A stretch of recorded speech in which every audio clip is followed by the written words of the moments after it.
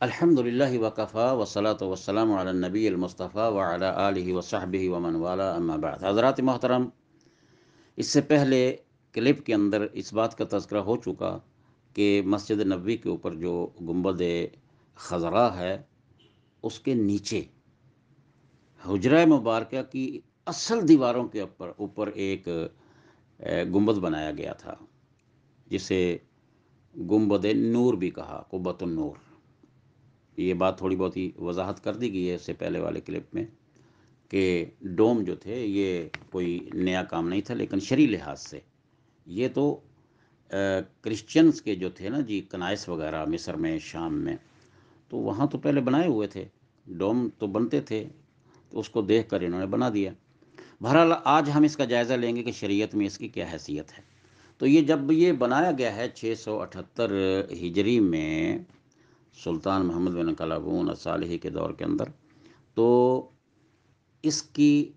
جہت جو تھی قبلہ کی، یعنی قبلہ کی طرف اس کے اندر ایک ونڈو بنا دی گئی، شباک، روشن دان، ہوا کے لیے اور روشنی کے لیے قبلہ کی طرف۔ اور اس کے بعد جب 888 میں یا 87 میں دوبارہ، بلکہ 88 میں 888 کے اندر جب قایت بائی نے چھوٹا جو گنبد تھا 886 میں مسجد میں آگ لگنے کی وجہ سے وہ جل گیا تھا، تو اس کو دوبارہ تعمیر کیا اس نے، ملک مملوکی بادشاہ قایت بائی نے، تو اس کی تعمیر کے ساتھ اس کے 7-8 سال بعد یہ بڑا گنبد بھی بنا دیا گیا۔ اور اس کی بنیادیں جو تھیں یہ حجرہ عائشہ صدیقہ رضی اللہ تعالی عنہا کی دیواروں کے اوپر نہیں ہیں، اس کے پلرز الگ بنائے ہیں، بڑے مضبوط بنائے ہیں، اور اس کی بلندی بہت زیادہ ہے، 28 میٹر سے بھی یہ زیادہ۔ اس کے اوپر عین اس جگہ کے اوپر کھڑکی رکھی گئی، ونڈو بنا دی گئی، شباک بنا دی گئی روشنی کے لیے، جو بالکل چھوٹا جو اصل گنبد جو ہے اس کے بالکل برابر، تاکہ روشنی اندر جاتی رہے۔ لیکن آج کل وہ بند ہے، اور اس کے وقت بند ہے، اس وقت سے بند ہے، تاکہ یہ آج کل بات بڑی مشہور ہے کہ لوگ جاتے ہیں صفائی کے لیے، بالکل جھوٹ پہ مبنی کی بات۔ آئیے اب ہم جائزہ لیتے ہیں کہ نبی کریم صلی اللہ علیہ وسلم کے دور میں یہ تھا نہیں، نبوی دور میں نہیں، خلافت راشدہ کے دور میں نہیں، اموی دور میں نہیں، عباسی دور میں نہیں، قرون اولا المفضلہ بالخیر جو ہے، یہ کہ مبشرہ بالخیر جو ہے، وہ تین جو صدیاں نبی صلی اللہ علیہ وسلم نے ارشاد فرمایا، خیر القرون قرنی ثم الذین یلونہم ثم الذین یلونہم، اس دور کے اندر بھی اس کی تعمیر نہیں تھی۔ اس لیے نہیں تھی کہ قال النبی صلی اللہ علیہ وسلم، بخاری اور مسلم کی روایت ہے کہ لعن اللہ الیہود والنصارى اتخذوا قبور انبیائہم مساجدا، اللہ تعالیٰ یہود النصارہ پر لعنت کرے جنہوں نے اپنے انبیاء اور ان کے نیک لوگوں کی قبروں کو، انبیاء کی قبروں کو انہوں نے مسجد بنا دیا۔ اور اسی طرح نبی صلی اللہ علیہ وسلم کی حضرت جابر بن عبداللہ رضی اللہ تعالی عنہما سے روایت ہے صحیح مسلم میں، نہى النبی صلی اللہ علیہ وسلم عن تجسیس القبور والقعود علیہ والبناء علیہ وفی روایت والکتابت علیہا، نبی کریم صلی اللہ علیہ وسلم نے قبروں کو پکا کرنے اور ان کے اوپر بیٹھنے اور ان کے اوپر بلڈنگیں بنانے، اور ایک روایت میں ہے کہ اس کے اوپر لکھنے سے بالکل منع فرما دیا ہے۔ تو گویا نبی علیہ الصلوۃ والسلام کی اجازت نہیں ہے کہ قبروں کو اس انداز سے بنا دیے جائے۔ اسی لیے خود رسول اللہ صلی اللہ علیہ وسلم کی جو قبر مبارک ہے، آج کل لوگ بڑا جھوٹ بولتے ہیں کہ نبی علیہ الصلوۃ والسلام کی یہ قبر ہے، اس کی تصویر بناتے ہیں، اس کو بیچتے بھی ہیں، اور عام طور پر لوگ گھڑوں میں لٹکا رہے ہیں، گاڑیوں میں لٹکا رہے ہیں، اور پتہ میں 30 40 امریکن ڈالرز ہیں اس کی قیمت رکھی ہوئی ہے، اور وہ کسی بادشاہ کی ہے۔ اور اسی طرح یعنی بعض بزرگوں کی قبریں ہیں جو نبی علیہ الصلوۃ والسلام کی قبر کی کیسے ممکن ہے کہ اس کی تصویر ہو؟ ناممکنات میں سے ہے وہ تو قبر۔ جب 911 ہجری میں یہ جو کتاب مشہور ہے آج کل، وفا الوفا، جو علامہ نور الدین بن علی السمہودی ہے، جو ان کو جانے کا اندر موقع ملا جب دیواریں گر گئی تھیں اور ان کو پھر گرا دیا گیا، اور اس کے بعد اندر جانے کا ان کو موقع ملا، یہ 881 ہجری کی بات ہے، تو انہوں نے اس کی پیمائش وغیرہ کی، تو وہ انہوں نے 3-4 چیزیں بیان کی ہیں کہ پہلی بات تو یہ ہے کہ حجرہ بالکل بند تھا، کوئی کھڑکی نہیں تھی، کوئی روشن دان بھی نہیں تھا۔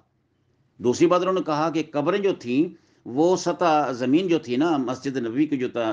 سطح ہے اس سے نیچے بیٹھ چکی تھی، کیونکہ نہ ہوا نہ روشنی، تو زمین بیٹھ گئی ہے۔ اور کہتے ہیں کہ بڑی مشکل سے پہچانا گیا ہے کہ وہ سمہودی کہتے ہیں، علامہ سمہودی رحمہ اللہ،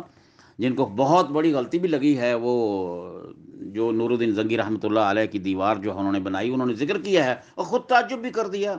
کہ مجھے بڑا تعجب ہے کہ ہم تک یہ واقعہ پہنچ گیا ہے، اور وہ جو ابن عساکر اور علامہ ذہبی وغیرہ جو ان کے ہم اثر تھے نور الدین زنگی کے، اور ہم وطن بھی تھے، ہم اثر بھی تھے، ان کو یہ واقعہ کیوں نہیں پہنچا؟ تو اس سلسلے میں ہم یہی کہتے ہیں کہ نور الدین صاحب ابن علی السمہودی، علامہ سمہودی صاحب، اللہ تعالیٰ آپ کو اپنی رحمت میں رکھے اور آپ کی غلطیوں کو اللہ تعالیٰ معاف فرمائے۔ آپ کو غلطی لگی ہے کیونکہ لکیر کے فقیر آپ نے علامہ اسنوی سے سنا ہے اور بیان کر دیا ہے،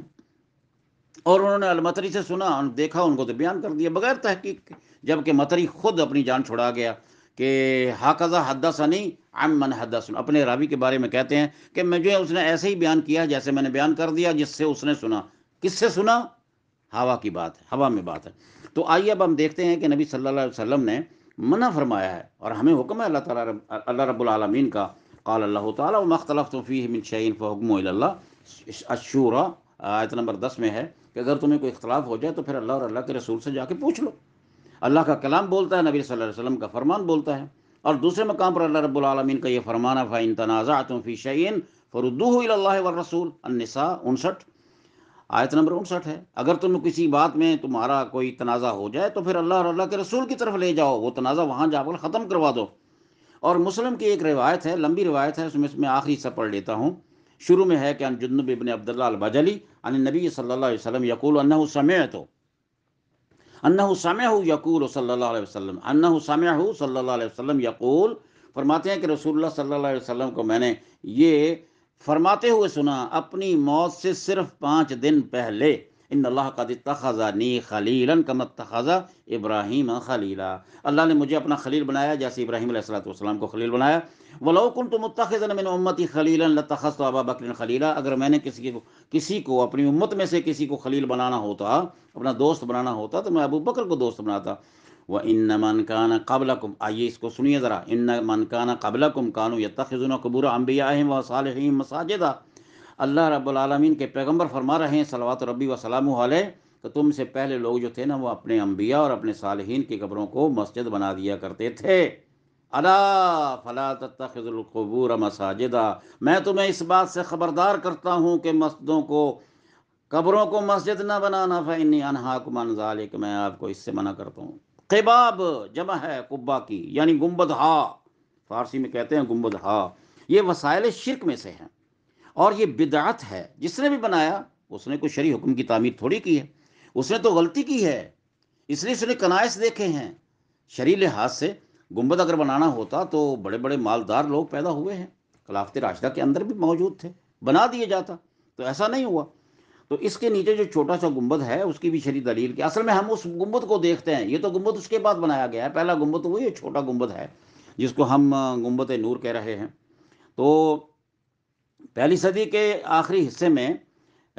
تمام حجرات جو تھے، امہات المومنین فوت ہو گئی تھیں، اور حضرت عائشہ صدیقہ رضی اللہ تعالی عنہا بھی 58 ہجری میں فوت ہو گئی تھیں۔ تو پھر ان کے حکم کے مطابق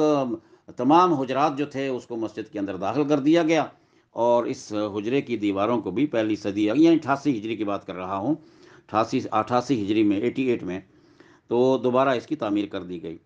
تو یہ اگر آج باقی ہے نا، تو یہ ایک عوامی فتنے سے بچنے کے لیے اس کی بقا ہے۔ ویسے اس کی شرعی حیثیت کیا ہے؟ یہ سنت کے خلاف ہے۔ اگر نبی صلی اللہ علیہ وسلم آج تشریف لے آتے ہیں تو کیا اس کو برداشت کریں گے؟ ہرگز نہیں، ہرگز نہیں۔ تو آپ دیکھیے گا حضرت علی مرتضی رضی اللہ تعالی عنہ کا وہ فرمان، قد ثبت عن ابی الحجاج الحیاج الاسدی، ابی الحیاج الاسدی قال علی علی رضی اللہ تعالی عنہ، علی بن ابی طالب، الا ابعثک علی ما بعثنی اللہ، علی ما بعثنی علیہ رسول اللہ صلی اللہ علیہ وسلم، کیا میں اس کام کے لیے آپ کو نہ بھیجوں جس کام کے لیے اللہ کے نبی نے مجھے بھیجا تھا؟ کیا کام کے لیے مجھے بھیجا تھا وہ میں آپ کو بتاتا ہوں، آپ بھی ایسا کریں۔ آپ نے مجھے یہ کہا تھا، اللہ تدع تمثالا الا طمستا ولا قبرا مشرفا الا سویتا، اللہ اکبر، کہ جو بھی آپ کو کوئی بت نظر آئے اس کو مٹا دو، اور آپ کو قبر اگر اونچی نظر آتی ہے تو اس کو صاف کر دو، اس کو بھی نیچے کر دو۔ یہ جو کوہان ٹائپ ہے نا، نبی صلی اللہ علیہ وسلم، وہ بھی ایک بالشت ہے نبی صلی اللہ علیہ وسلم کے قبر مبارک. اور حضرت جابر کی روایت جہاں نبی صلی اللہ علیہ وسلم یجسس القبر و یقعد علیہا، ان دونوں حدیثوں کو صحیح مسلم نے روایت کیا ہے. اور آخر میں یہ میں عرض کرتا ہوں وما آتاکم الرسول فخذوہ وما نہاکم عنہ فانتہوا. اللہ کے بندو، اللہ کا حکم ہے جس سے اللہ کا رسول روک دے اس سے رک جاؤ. جو آپ دینا چاہیں، سورہ الحشر آیت نمبر 7، تو اس کو لے لو. جس سے آپ روک دیں ان سے رک جاؤ. تو انہوں نے تو جہالت کی بنا پر ایسا کیا تھا. آپ نے بھی جاہل ہی رہنا ہے. لیکن بدقسمتی یہ ہے کہ یاد رکھنا، جہالت بہت بڑی بلا ہے. الجہل بلاء عظیم والغلو فی المحبت والتعظیم. اور کسی شخصیت کی محبت کے اندر غلو اور انتہا پسندی، یہ وباء جسیم، یہ بہت بڑا، اس سے بھی زیادہ ایک مصیبت ہے. والتقلید للاجانب داء مہلک. اور اجنبیوں کی تقلید کرنا، ان کی نقل اتار کے اس قسم گنبد وغیرہ بنانا، یہ مہلک ہے امت مسلمہ کے لیے. ھذا ما عندی واللہ اعلم بالصواب. والسلام علیکم ورحمۃ اللہ وبرکاتہ.